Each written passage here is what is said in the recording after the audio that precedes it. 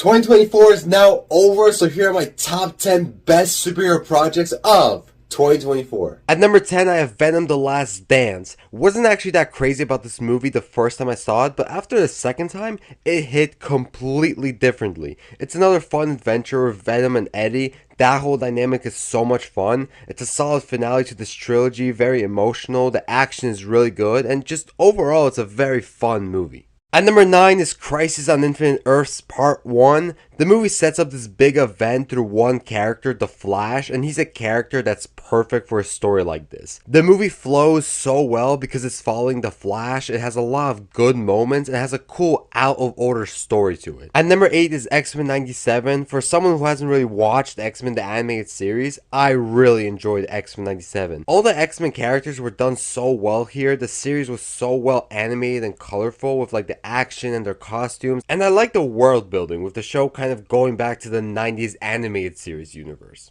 At number 7 is Invincible Season 2 Part 2. Solid set of episodes. I love the world of Invincible and following these characters. So much went down in this half of the season. So much got set up. The action was a blast. Brutal like always.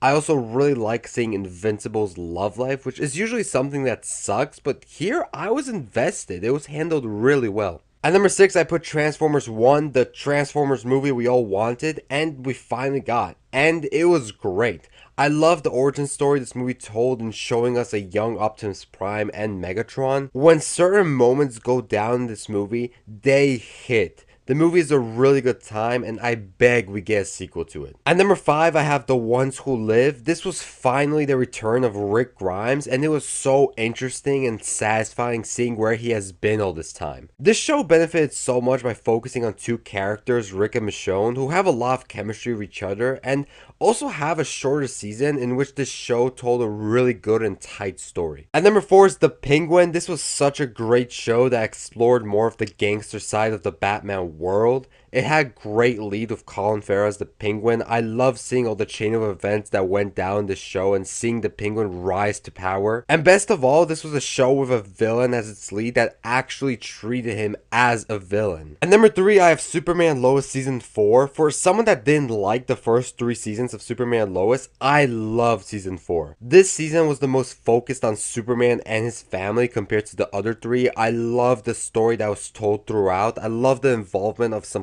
classic Superman villains, with a lot of their interactions being great. And then it also had a solid series finale. At spot number 2, I have Creature Commandos, episodes 1 through 5, I guess. I am loving this show from